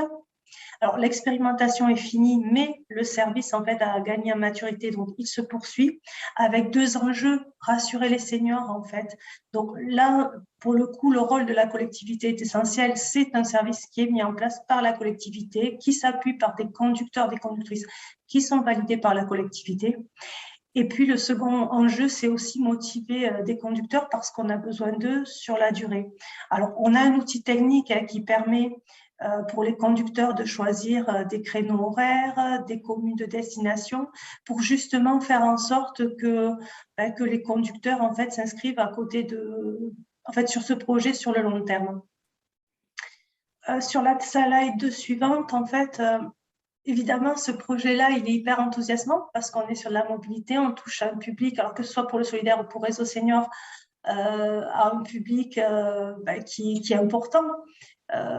Donc, pour le plateau Picard, en fait, le bilan, en fait, les passagers sont vraiment satisfaits du service et on parle autour d'eux et continuent à le solliciter. Les conducteurs, leur ego, ils adorent parce qu'en fait, ils sont bénévoles, ils agissent pour des seniors isolés, donc c'est super. Et justement, comment dire, la vigilance, c'est de ne pas les épuiser, mais en tout cas, voilà, ils font partie de l'aventure. Et pour l'intercommunalité, c'est un service efficace, éco-responsable avec un coût maîtrisé. Alors, un coût maîtrisé, oui, parce qu'effectivement, ce sont des conducteurs solidaires qui font le trajet, même si la collectivité peut participer au défraiement. Et éco-responsable parce que certes, le conducteur fait le trajet pour son senior, mais en général, il profite de ce trajet-là pour faire ses propres courses, voilà, pour optimiser, on va dire, le déplacement. Et pour Mobicoop, c'est aussi, il y a un attachement à ce projet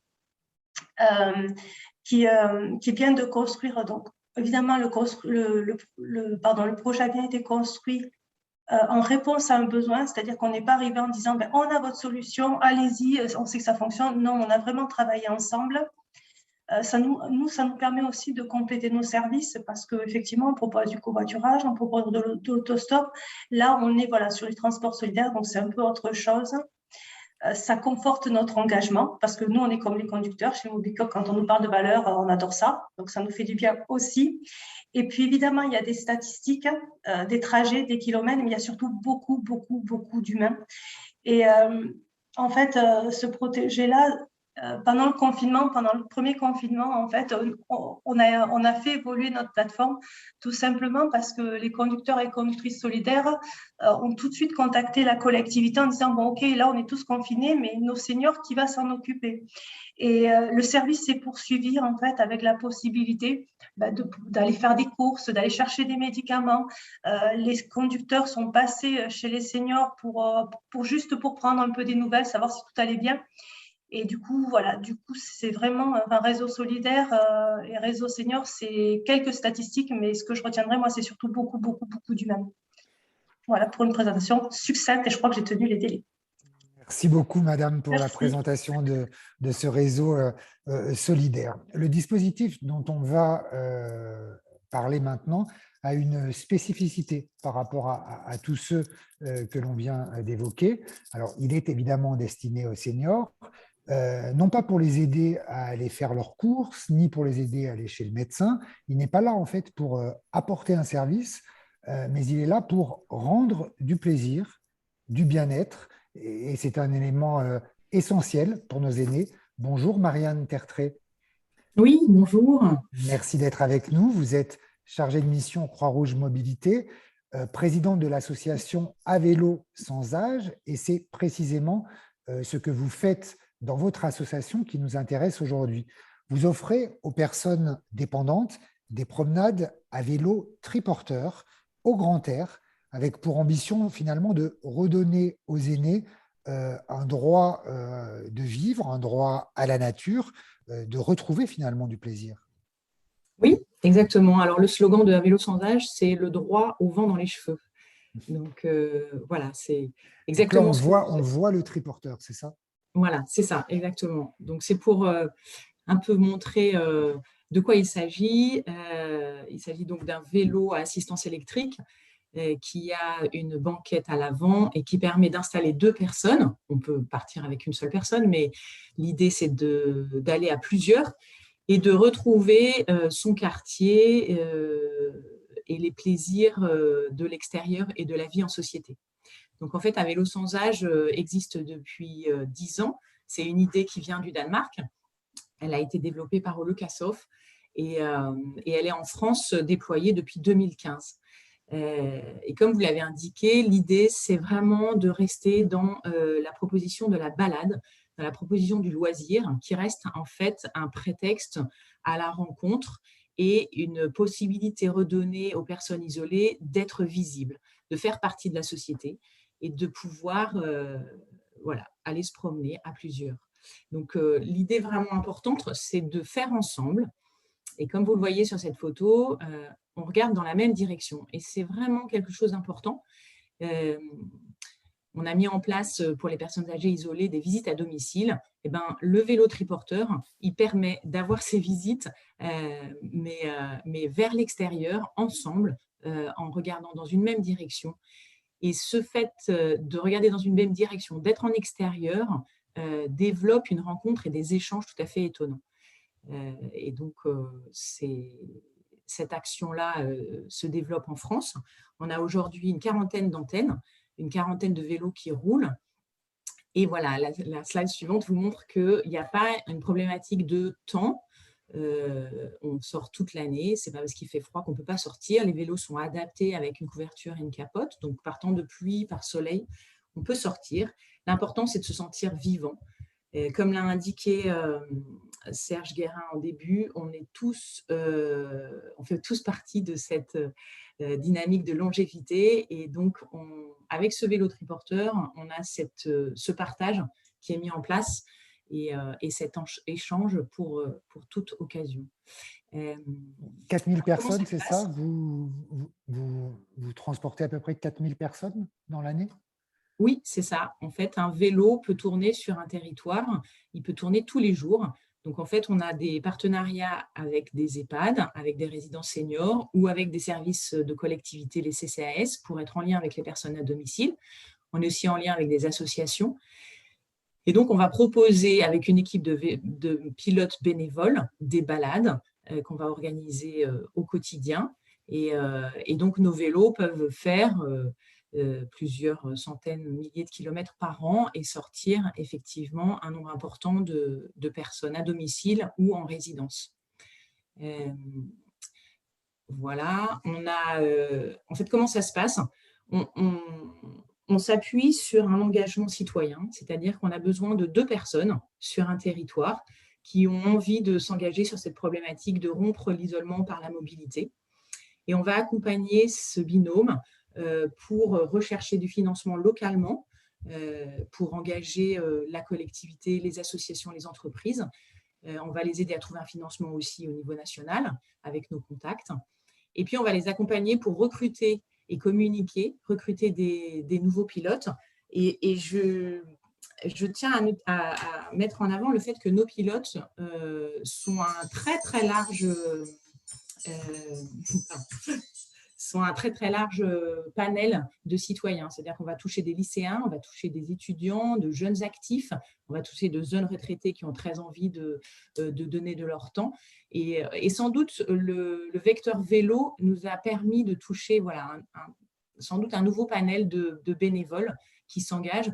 Il faut aussi noter que cet engagement peut être très ponctuel ou régulier. Il y a une facilité d'action qui est présente. Les freins de notre action sont évidemment le coût de ce vélo, qui est autour de 10 000 €. C'est aussi de mettre beaucoup d'énergie au recrutement de ces pilotes et à l'animation de l'équipe, parce qu'il y a beaucoup de volonté de partage d'expérience, qui est très important. Et puis, le dernier frein, c'est l'information aux personnes isolées à domicile, qui vont avoir un petit peu peur de remplacer leur voiture par une sortie en vélo. Voilà, on peut le comprendre. Mais une fois que c'est testé, c'est adopté et pour le bonheur de tous. Donc ça, c'est quand même sympathique. Je voudrais juste finir par nos axes de déploiement.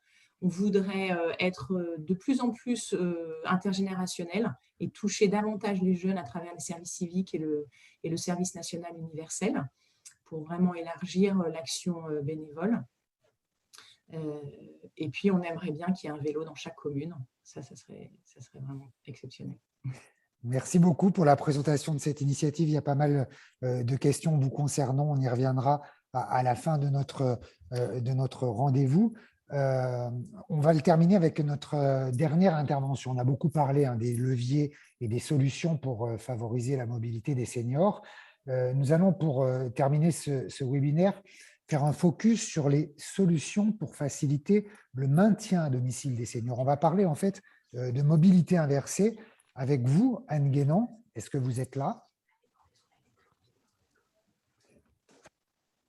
Alors, je ne sais pas si Anne Guédan est avec nous. Oui, je vous vois. Bonjour à Je ne tous. vous entends pas. Bonjour, vous êtes fondatrice de BIPOP, une plateforme de coordination de l'engagement citoyen en faveur de la prévention de l'isolement, plateforme à destination des collectivités. Au LMI, on a suivi la naissance de BIPOP en 2017 et avec au cœur de votre engagement une problématique: comment aider les seniors qui finalement n'ont pas Internet ou qui ne se connectent pas à Internet. Expliquez-nous ce que vous proposez. Anne? Oui, merci beaucoup. Oui? C'est à vous. Oui, oui, tout à fait. Je suis en train de présenter. Est-ce que vous m'entendez bien? Très bien. Alors, bon, merci beaucoup. Donc, pourquoi BIPOP déjà? BIP, quand j'ai besoin d'aide, j'appuie sur la sonnette, j'appelle, je bip. Et POP, la population vient en aide aux personnes qui sont dans le besoin. Le constat est simple. Plus de 3 millions de personnes âgées sont en situation d'isolement. Les solidarités de proximité existent, les associations sont actives, mais ne suffisent plus à assurer ce lien de proximité. Les solidarités familiales, évidemment, existent. Oui, Francis? Oui, non, alors je ne sais pas si c'est moi ou si c'est tout le monde, mais j'ai l'impression qu'on vous entend parfois assez mal, qu'il y a des hachures ou des coupures. Je ne sais pas si Pierre, de ton côté, tu me confirmes ça. Oui, c'est pareil pour moi, ouais. Je pense que c'est pour tout le monde. Ouais. D'accord. Donc Anne, on essaie de vous suivre. Très bien. J'ai coupé ma caméra, vous m'en excuserez. Est-ce que c'est mieux? Allez-y, ça va. Je reprends le constat, on l'a tous partagé, les besoins sont en croissance, bien que la solidarité de proximité existe, qui sont actives. On a vu un très bel exemple avec les 3 présentations qui m'ont précédé. Mais parfois ne suffisent plus à assurer la réponse aux besoins de lien social et de maintien à domicile qui est demandé par plus de les mobilités. Oui. Anne, je suis désolé, en fait, il doit y avoir des baisses de tension dans la ligne, ce qui fait qu'on a des temps de latence. On vous entend assez mal. Peut-être qu'il faut essayer de résoudre ce petit souci. On va peut-être essayer de faire quelques réglages, laisser la parole à Pierre Taillon pour savoir s'il y avait des questions. Oula, s'il y avait des questions. Je me connecte. Pierre, est-ce qu'il y a des questions? Autrement, si vous voulez. Oui. J'ai connecté mon réseau. Si vous voulez arrêter peut-être votre micro, Anne. Merci. Oui, absolument. Merci. Voilà. Hop. Est-ce que vous m'entendez mieux? Oui, là, je peux parler. Allez-y. Bon, écoutez, pour l'instant… Alors, si c'est bon pour vous, si c'est… Je peux continuer de cette manière-là. Alors, essayez, Anne. Allez-y. Très bien. Bon, je crois que nous avons définitivement perdu Anne. Pierre Taillant, en attendant de résoudre ce petit souci, est-ce qu'il y a des questions pour nos 3 invités précédents et pour nos 3 interventions précédentes? Oui, alors il y avait des questions pour Jean-Marc Ambier. Une question de ma collègue Annabelle Vigilant de l'ADEME Martinique qui demandait comment avaient réagi les taxis et les transporteurs PMR face à la mise en place de services bénévoles, puisqu'il y a des services comme ça qui sont également envisagés à la Martinique. Pourquoi ce type de service n'était pas pris en charge alors par le RO, j'imagine que c'est le régime obligatoire, RC, régime complémentaire, Ça, ce sont des premières questions. Également une question sur un temps limité de sortie. On passera peut-être après à Madame Tertré sur les vélos. Oui, donc sur la question des taxis, il y a une rencontre à chaque fois. Chaque nouveau territoire, on rencontre les sociétés de taxis. Et puis maintenant, avec la mise en place du décret de transport d'utilité sociale, on est présent en préfecture lors des réunions sur le transport, donc avec les représentants des syndicats de taxi, donc ils sont bien au courant. Et quand ils entendent nos limitations, c'est-à-dire que c'est occasionnel, ça va, c'est des personnes non imposables, tout de suite, ça les rassure. Enfin voilà, ils savent bien que c'est le public qui ne pourront pas transporter, enfin voilà. Et surtout sur les trajets, les petits trajets, ils ne peuvent pas répondre à ce genre de demande. Donc c'est très vite bien compris. Mais il faut être vraiment dans l'accompagnement. Il faut vraiment les avoir contactés, leur expliquer qui on est. Ça, c'est sûr et certain. Sinon, mais ils rencontrent des chauffeurs sur place qui leur expliquent aussi. C'est arrivé aussi. Il y a un monsieur qui a dit: est-ce que vous êtes Uber, un chauffeur? Et le monsieur, il dit: mais non, je ne m'appelle pas Uber, je m'appelle Raoul. Il n'avait pas compris la question. Voilà, ce n'était pas un service Uber, il n'était pas un taxi, il a expliqué qui il était. Voilà, donc en expliquant, en général, ça se passe bien. Et si on respecte ce décret du transport d'utilité sociale, il n'y a pas de raison d'avoir peur. Voilà pour cette question-là. La deuxième question, c'était sur... excusez-moi, je n'ai pas vu le fil. C'était pourquoi ce type de service n'était pas pris en charge par le... Non, donc on prend pas... Oui, quand la sécurité sociale peut prendre en charge le transport, on n'intervient pas, c'est dans la formation de nos chauffeurs, mais tout ce qui va être kiné, ophtalmo, aller chercher des médicaments de temps en temps, enfin, voilà, tout ça, on est là. Voilà, c'est ces services-là médicaux auxquels on répond. D'accord, merci. Et donc, une question, ou même deux, pour Madame Tertré, sur à vélo sans âge. Donc, est-ce qu'il y a un temps limité de sortie pour les personnes, de balade, voilà. Et est-ce que le service existe sur Paris? Alors, il n'y a pas de temps limité de balade. Donc, on peut partir 20 minutes s'il fait très froid, une demi-heure, 1h30, l'après-midi. Il nous est arrivé de faire des pique-niques. Donc, voilà, il n'y a pas de temps limite. Et oui, il y a des vélos pour l'instant à Paris 12. Mais toutes les initiatives sont les bienvenues pour élargir sur d'autres arrondissements et d'autres villes. D'accord. Merci. Merci beaucoup. Nous allons, pour terminer, faire une dernière tentative du côté d'Anne Guénan. Est-ce que vous nous entendez et est-ce que vous êtes là, Anne? Oui, je suis là. Très bien. Alors, est-ce que cette fois-ci, on va pouvoir enfin vous entendre pour nous parler de BIPOP? Avec grand plaisir. Alors, je reviens sur la diapo, je crois qu'il commençait à la page 21. Et pour vous expliquer le dispositif BIP-POP, BIP comme j'ai besoin d'aide, je BIP, POP comme population qui vient aussi de la demande. L'ingénierie BIPOP, c'est ce que nous savons faire. C'est un portail personnalisé à la fois de coordination d'un bénévolat local à la carte et sécurisé en faveur de la prévention de l'isolement des personnes fragiles. C'est un accompagnement physique et un process. L'enjeu étant celui qu'on partage depuis 1h30, maintenir à domicile les personnes qui % des aînés et favoriser la mobilité à la fois qui sort de le domicile et la mobilité inversée.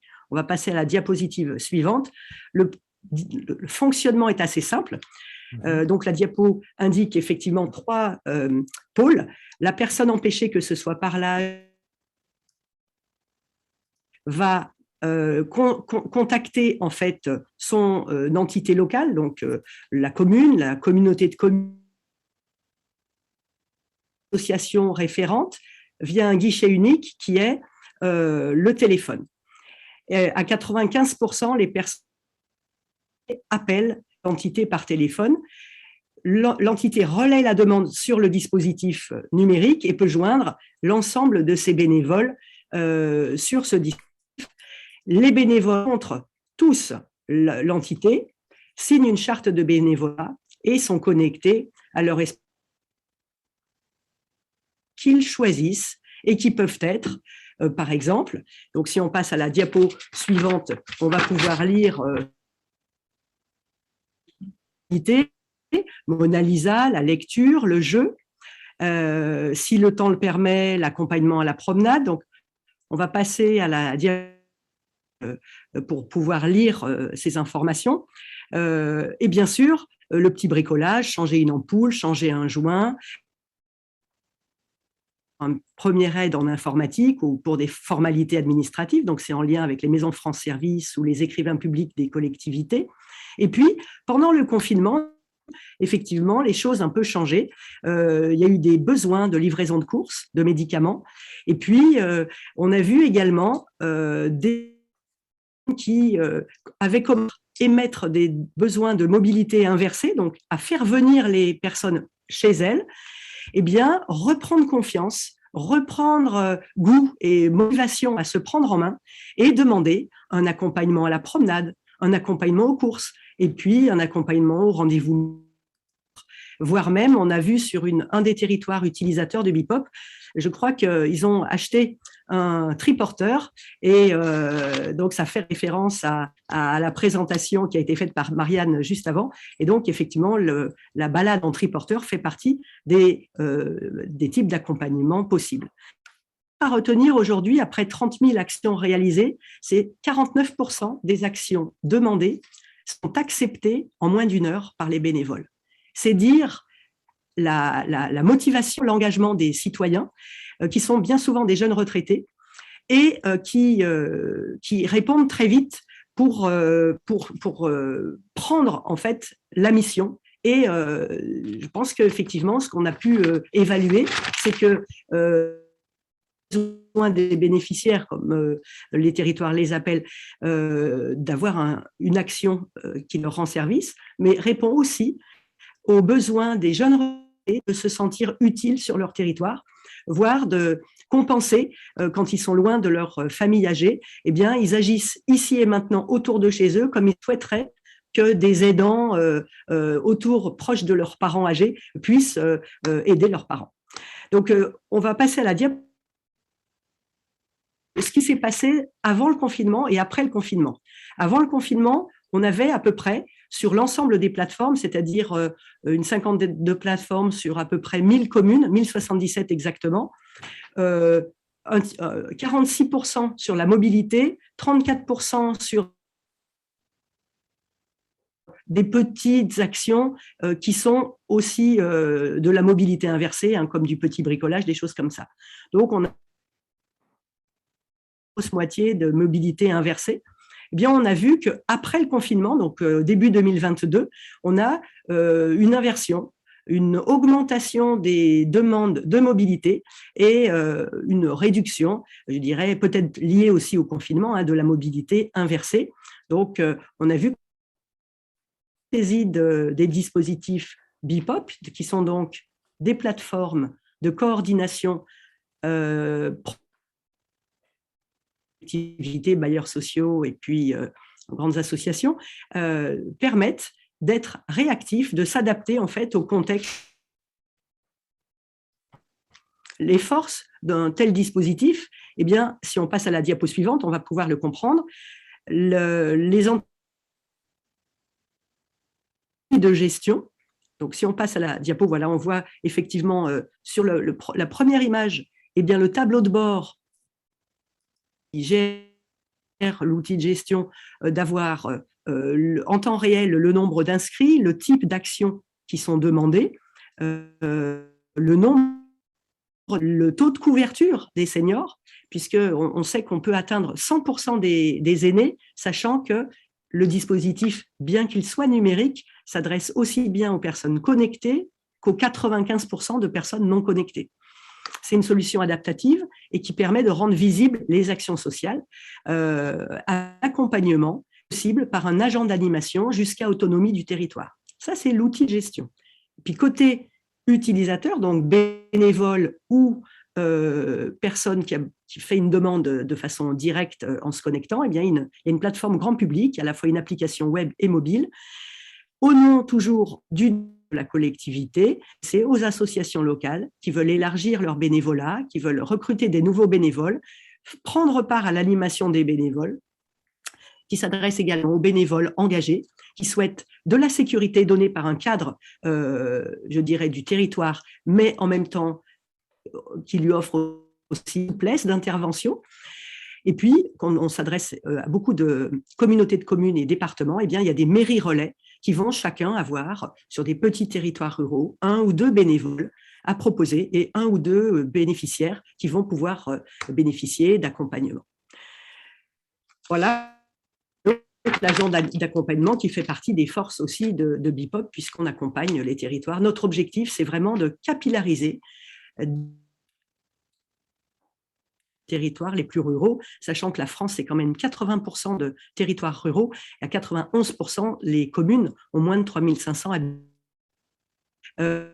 Aujourd'hui, notre offre, eh bien, elle concerne tous les territoires. Si on passe à la diapositive suivante, on va pouvoir voir les collectivités à coordonner, non, bien sûr, les bénévoles, les associations qui vont pouvoir émettre des demandes, des résidences pour personnes autonomes, des EHPAD, qui vont également exprimer leurs besoins pour le compte de leurs bénéficiaires, les bailleurs sociaux, les gérants de pôle qui commencent à se développer, et puis les collectivités à proximité qui vont pouvoir également afficher leurs actualités, faire venir à leurs événements, puisqu'on a un système qu'on a développé par la force de la demande, un système de mobilité, de covoiturage organisé par les partenaires des territoires. Donc, on voit qu'il y a une vraie complémentarité entre notre dispositif, qui est un outil de l'engagement citoyen, et des dispositifs qui ont été présentés avant, comme la Croix-Rouge Mobilité, ou Réseau Pouce, ou Famille Rurale, qui ont un vrai... Merci beaucoup. Enfin, pour tenir l'entièreté, voilà. Je suis désolé, Anne, la connexion redevient… Je vous remercie infiniment. Redevient un tout petit peu compliquée. Merci pour cette présentation très claire malgré les quelques soucis techniques. J'espère qu'on va pouvoir… Pierre, est-ce qu'il y a des questions pour Anne? Oui, quelques questions pour Anne Guénan sur la couverture nationale de BIPOP. Est-ce que le service est disponible partout, et en particulier est-ce qu'il est disponible dans les Hauts-de-France, et est-ce qu'il existe une cartographie des différentes plateformes BIPOP? Et également une question sur la différence avec Lulu. Alors, je ne connais pas le service, avec Lulu, qui sont des kiosques parisiens qui fonctionnent sur appel pour les aides administratives, les courses ou les sorties à pied.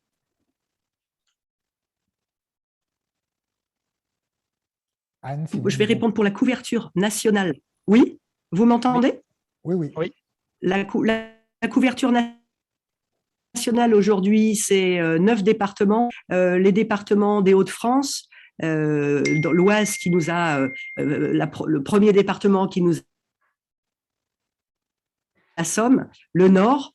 On arrive sur certaines communes du Pas-de-Calais, l'Essonne, pour descendre un petit peu sur l'Île-de-France, Gironde, donc on a plusieurs plateformes en Gironde, plusieurs plateformes également dans le Rhône, dans l'Ain, et le département des Alpes-Maritimes qui a souhaité le déployer sur l'ensemble du département, que ce soit le bandeau fortement peuplé du sud du département, comme les régions plus rurales du Mercantour.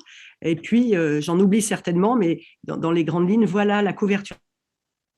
Cartographie des plateformes sur le site www.bippop.com, B-I-P-P-O-P. Et puis, j'avais une dernière question que j'ai mal entendue. Si vous pouvez me la préciser, Francis. Alors, c'était quelle différence il y a entre BIPOP et Lulu, qui serait un service de kiosque parisien qui fonctionne sur appel pour des différents services, des aides administratives, des courses ou des sorties à pied. Oui, donc je pense que vous parlez de Lulu dans ma rue. Effectivement. Ça doit être ça, ouais. Oui, nous sommes un cabinet d'ingénierie de la coordination et donc de la mise en relation. Nous ne sommes pas des acteurs de terrain. On œuvre au service des acteurs de terrain en leur proposant un outil qui leur permet à la fois de révéler un bénévolat local, de le coordonner et de l'animer avec des acteurs qui sont des acteurs locaux. Donc, on vient en suppléance des acteurs existants et pas en substitution. C'est très important de bien comprendre ça. Donc, on peut venir au service de Lulu dans ma rue, par exemple. Merci beaucoup. Merci Anne Guénon. Merci à tous nos intervenants d'ailleurs, puisqu'on arrive au terme de ce rendez-vous du jour. Sachez que l'ensemble des présentations qui vous ont été faites par les participants seront disponibles sur le site Tous Mobiles, que ce webinaire sera à votre disposition également en replay dans les jours qui viennent. On est désolé pour les quelques soucis techniques qu'on a dû subir au cours de ce rendez-vous. En tout cas, on aura le plaisir de vous retrouver le 14 juin prochain. Ce sera un mardi pour l'épisode 9. Ce sera le prochain rendez-vous de cet épisode Tous Mobiles. Mobilité solidaire et urbanisme, quel levier d'action pour un territoire plus inclusif. Merci à toutes et à tous et à très bientôt. Au revoir, bon après-midi. Merci, au revoir. Au revoir, merci. Au revoir. Merci, au revoir.